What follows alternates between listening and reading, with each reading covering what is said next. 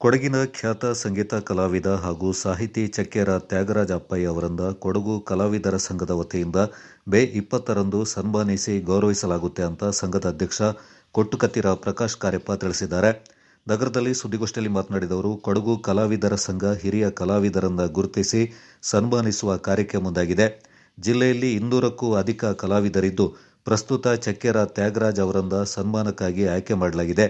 ಮೇ 20ರಂದು ಮಧ್ಯಾಹ್ನ 12 ಗಂಟೆಗೆ ಮೈಸೂರು ಕೊಡವ ಸಮಾಜದಲ್ಲಿ ಸನ್ಮಾನ ಸಮಾರಂಭ ನಡೆಯಲಿದೆ ಎಂದರು.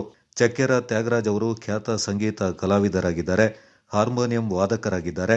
ನಾಟಕಗಳಿಗೆ ಹಿನ್ನೆಲೆ ಸಂಗೀತ ನೀಡಿದ್ದಾರೆ. ವಿದ್ಯಾರ್ಥಿಗಳಿಗೆ ಸಂಗೀತ ಹೇಳಿಕೊಟ್ಟಿದ್ದಾರೆ. ಮಾತ್ರವಲ್ಲದೆ ಸಾಹಿತಿಯೂ ಆಗಿದ್ದು 22ಕ್ಕೂ ಹೆಚ್ಚು ಪ್ರಶಸ್ತಿಗಳನ್ನು ಪಡ್ಕೊಂಡಿದ್ದಾರೆ. ಇವರ ಕಲಾ ಸೇವೆಯನ್ನ ಗುರುತಿಸಿ ಕಲಾವಿದರ ಸಂಘ ಸನ್ಮಾನ ಮಾಡ್ತಾ ಇದೆ ಎಂದು ತಿಳಿಸಿದರು. ಬೇಕಾದಷ್ಟು ಕೆಲಸಗಳನ್ನು ಮಾಡಿದ್ದಾರೆ ಅವರು.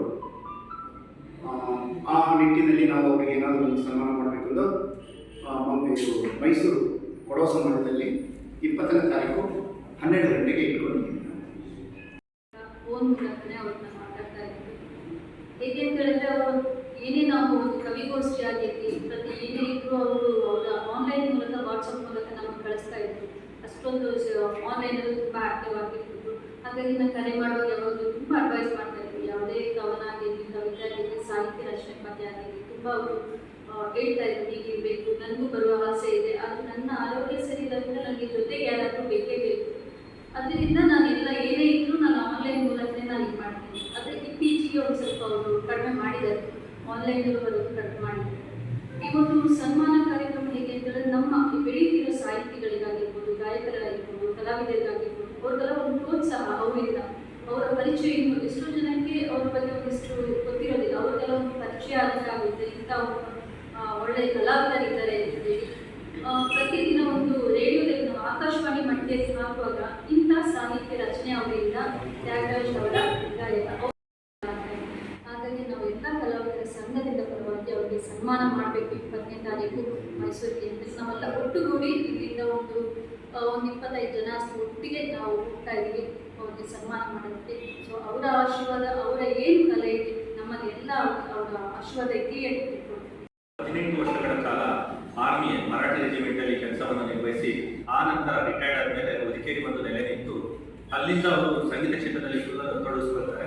ಅವರು ಅಖಂಡ ಕಾರ್ಯಕ್ರಮಗಳ ಜೊತೆ ಸೃಷ್ಟಿ ರಂಗಭೂಮಿಯಲ್ಲಿ ತುಂಬಾ ವರ್ಷಗಳ ಕಾಲ ಕಾರ್ಯವನ್ನು ನಿರ್ವಹಿಸಿರುತ್ತಾರೆ. ಸೃಷ್ಟಿ ರಂಗದಲ್ಲಿ ಏನೆಲ್ಲ ನಾಟಕಗಳಾಗಿದೆ ಅದಕ್ಕೆ ಸಂಗೀತ ಹಿನ್ನೆಲೆಯನ್ನು ಚಕ್ಕೆರ ತ್ಯಾಗರಾಜ್ ಅವರು ನೀಡಿರ್ತಾರೆ. ಸಂಗೀತ ಕ್ಷೇತ್ರದಲ್ಲಿ ತುಂಬಾ ಕೆಲಸವನ್ನು ಮಾಡಿದಂಥವರು ಚಕ್ಕೆರ ತ್ಯಾಗರಾಜ್ ಅವರು. ಅವರ ತಂದೆ ಕಾಲದಿಂದಲೇ ಅವರು ಸಂಗೀತ ಕ್ಷೇತ್ರದಲ್ಲಿ ಕೆಲಸವನ್ನು ಮಾಡ್ತಾ ಬಂದಿದ್ದಾರೆ. ಚಕ್ಕೆರ ತ್ಯಾಗರಾಜ್ ಅವರು ಹಲವು ಹಾಡುಗಳನ್ನು ಬರೆದು ಮತ್ತೆ ಟ್ರಾನ್ಸ್ಲೇಷನ್ ವರ್ಕ್ ಸಹ ಮಾಡಿದ್ದಾರೆ. ನಮ್ಮ ಅನಂತೇಶನ ಸರ್ ಅವರು ಪ್ರದರ್ಶ ಬರೆದಂತ ಒಂದು ಹಾಡನ್ನು ಅವರು ಕೊಡವ ಭಾಷೆಗೆ ತರ್ಜಮೆ ಮಾಡಿ ಒಂದು ಒಳ್ಳೆ ಹಾಡನ್ನು ಸಹ ಹಾಡಿದ್ದಾರೆ. ಅದ್ರ ಜೊತೆಗೆ ಅವರು ಹಿಂದಿಯಲ್ಲೂ ಸಹ ಹಾಡುಗಳನ್ನು ಬರೀತಾ ಇದ್ರು. ಅವರು ಬರೆದಂತಹ ತುಂಬಾ ಹಾಡುಗಳು ಪುಸ್ತಕ ರೀತಿಯಲ್ಲಿ ಪ್ರಕಟಣೆ ಆಗಿದ್ದಲ್ಲದೆ ತುಂಬಾ ನಾಟಕಗಳಲ್ಲಿ ಸಹ ಉಪಯೋಗಿಸಿಕೊಂಡಿದ್ದಾರೆ. ಮತ್ತೆ ಚಕ್ಕೆರ ತ್ಯಾಗರಾಜ್ ಅವರು ಬಾಳು ಕೊಳದದ್ದು ಅಂತೇಳಿ ಒಂದು ಸಿನಿಮಾದಲ್ಲಿ ನಾಯಕ ನಟನ ಅಣ್ಣನಾಗಿ ಒಂದು ಪಾತ್ರವನ್ನು ನಿರ್ವಹಿಸಿದ್ದಾರೆ. ಇವರಿಗೆ ಹಲವು ಪ್ರಶಸ್ತಿಗಳು ಸಹ ಬಂದಿರುತ್ತೆ. ಕೊಡಗು ಕನ್ನಡ ರಾಜ್ಯೋತ್ಸವ ಪ್ರಶಸ್ತಿಯನ್ನು ಸಹ ಚಕ್ಕೆರ ತ್ಯಾಗರಾಜ್ ಅವರು ಪಡೆದುಕೊಂಡಿದ್ದಾರೆ. ಇವರ ಮಗ ಸಹ ನೀವೆಲ್ಲ ಕೇಳಿಬಹುದು, ಚಕ್ಕೆರ ಪಂಚಮ್ ತ್ಯಾಗರಾಜ್ ಅಂತ ಹೇಳಿ ಒಂದು ಒಳ್ಳೆ ಹಾಡುಗಾರ. ಅವರು ಸಹ ಒಂದು ಸಂಗೀತ ಕ್ಷೇತ್ರದಲ್ಲಿ ಅದೇ ವಿಷಯದಲ್ಲಿ ಅವರು ಹೆಮ್ಮೆಯನ್ನು ಸಹ ಮಾಡಿ ಈಗ ಅವರು ಸಂಗೀತ ಕ್ಷೇತ್ರದಲ್ಲಿ ತೊಡಗಿಸಿಕೊಂಡಿದ್ದಾರೆ. ತುಂಬಾ ಸಿನಿಮಾಗಳಲ್ಲೂ ಸಹ ಆಡಿದ್ದಾರೆ ಚಕ್ಕೆರ ಪಂಚಮ್ ತ್ಯಾಗರಾಜ್ ಅವರು. ಇವರು ಸಹ ಅಷ್ಟೇ ತುಂಬಾ ನಾಟಕಗಳಿಗೆ ಇವರು ಇನ್ನೊಂದು ಹೇಳಿಕೆ ಇಷ್ಟಪಡ್ತೀನಿ. ಇವರು ಅರ್ಧ ಅಪ್ಪಚಕವಿ ಇದ್ದಾರಲ್ಲ, ಅವರ ಮೊಮ್ಮಗಳನ್ನು ಇವರ ತಾಯಿ ಅಜ್ಜಿ ಅಮ್ಮ ಆಗಿರ್ತಾರೆ. ಅರ್ಧ ಅಪ್ಪಚಕವಿಯ ಮೊಮ್ಮಗಳನ್ನು ಚಕ್ಕೆರ ಅಪ್ಪಯ್ಯನವರು ಮದುವೆ ಆಗಿರ್ತಾರೆ. ಅವರ ಮಗನೇ ಚಕ್ಕೆರ ತ್ಯಾಗರಾಜ್. ಯಾಕೆಂತಂದ್ರೆ ಅರ್ಧ ಅಪ್ಪಚಕವಿಯ ಅಷ್ಟು ಹಾಡುಗಳಿಗೆ ಅವರು ನಾಟಕದ ಬಗ್ಗೆ ತಂದು ಹಾಡೋದು ಹೇಗೆ, ಹಾಡದ ಬರೆಯೋದು ಹೇಗೆ ಅಂತೆಲ್ಲ ಕಲಿಸ್ಕೊಟ್ಬಿಟ್ಟು ಅವರದೇ ವಿದ್ಯಾರ್ಥಿಗಳು ಈಗ ಮುಕ್ಕಾಟಿನ ಮೌನಿಯಲ್ಲಿ ಇರ್ಬೋದು, ಅವರು ಎಷ್ಟು ಹಾಡುಗಳನ್ನ ಬರೀತಾ ಇದ್ದಾರೆ. ಇವರೇ ಗುರುಗಳಾಗಿ ಕಲಿಸ್ಕೊಟ್ಟಿದ್ದಾರೆ. ಇವರಿಗೆ ತುಂಬಾ ಜನರಿಗೆ ತರಬೇತಿಯನ್ನು ಸಹ ನೀಡಿದ್ದಾರೆ. ಅದಲ್ಲದೆ ಜನಗಣಮನ ರಾಷ್ಟ್ರಗೀತೆಯನ್ನು ಅದು ಸಮಯಕ್ಕೆ ಸರಿಯಾಗಿ ಹೇಗೆ ಆಡಬೇಕು ಅನ್ನೋದು ಸಹ ಚಕ್ಕೆರ ತ್ಯಾಗರಾಜ್ ಅವರು ತುಂಬಾ ವಿದ್ಯಾರ್ಥಿಗಳಿಗೆ ಕಲಿಸ್ಕೊಟ್ಟಿದ್ದಾರೆ. ಕೊಡಗಿನಲ್ಲಿ ಅವರದೇ ಆದಂತಹ ತುಂಬಾ ವಿದ್ಯಾರ್ಥಿಗಳಿದ್ದಾರೆ. ಅಂತ ಒಂದು ಕಲಾವಿದರಿಗೆ ಕೊಡಗು ಕಲಾವಿದರ ಸಂಘದ ವತಿಯಿಂದ 20ನೇ ತಾರೀಕು ಇದೇ ತಿಂಗಳು ಮಡಿಕೇರಿ ಕೊಡವ ಸಮಾಜದಲ್ಲಿ ಸುಮಾರು 12 ಗಂಟೆಗೆ ಕೊಡಗು ಕಲಾವಿದರ ಸಂಘದ ವತಿಯಿಂದ ಹಾಗೂ ಮೈಸೂರು ಕೊಡ ಸಮಾಜದಲ್ಲಿ ಹಮ್ಮಿಕೊಂಡಿದ್ದೀವಿ. ಇದಕ್ಕೆ ತುಂಬಾ ಕಲಾವಿದರು ಸಹ ಇಲ್ಲಿಂದ ಮೈಸೂರಿಗೆ ತೆರಳಿ ಅಲ್ಲಿನ ಸನ್ಮಾನ ಕಾರ್ಯಕ್ರಮವನ್ನು ಮಾಡಿಕೊಂಡು ಅವರಿಗೆ ಗೌರವವಾಗಿ ಇರುವಂತಹ ಒಂದು ಕಾರ್ಯಕ್ರಮವನ್ನು ಹಮ್ಮಿಕೊಂಡಿದ್ದಾರೆ.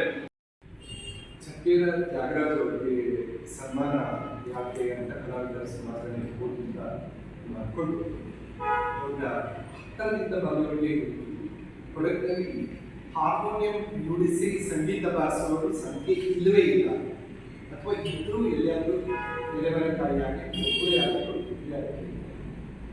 ಚಕ್ಕೇರ ತ್ಯಾಗರಾಜ್ ಅವ್ರಿಗೆ ಆ ಹಾರ್ಮೋನಿಯಂ ಸಿಕ್ಕಿಬಿಟ್ರೆ ಮೈ ಮರೆತು ಬಿಡ್ತಾರೆ. ಮತ್ತೆ ಎಲ್ರಿಗೂ ಅದರ ಬಾರಿಸಲಿಕ್ಕೆ ಸುಮ್ಮನೆ ಮಾಡೋದು. ಇವರು ಅದರ ಕಂಪೂರಿ ನುಡಿಸಿದ ಹಾಗೆ ನುಡಿಸ್ತಾರೆ. ಅಷ್ಟು ಒಂದು ಸುಂದರ, ತುಂಬಾ ಚೆನ್ನಾಗಿ ಅದರಲ್ಲಿ ಕಂಪ್ಲೀಟ್ ಮುರುಗಿ ಬಿಡ್ತಾರೆ.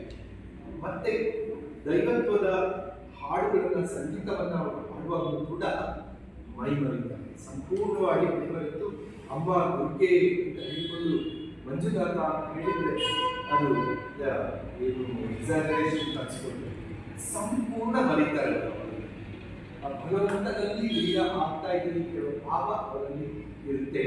ಅಂತಹ ಒಬ್ಬ ಅತ್ಯುತ್ತಮ ಕಲಾವಿದ ಯಾರು ಸಂಗೀತದಲ್ಲಿ ಮುಳುಗಿ ಬಿಡುತ್ತಾನೆ, ಒಂದು ಬರೀ ದೈವತ್ವದ ಹಾಡನ್ನು ಹಾಡೋದಲ್ಲ, ಅದರಲ್ಲಿ ಆ ದೈವತ್ವವನ್ನು ಕಾಣುವಂತಹ ಅಪರೂಪದ ಒಬ್ಬ ಸಂಗೀತಗಾರ ಕೂಡ ಚಕ್ಕೇರ ತ್ಯಾಗರಾಜ್ ಅವರು.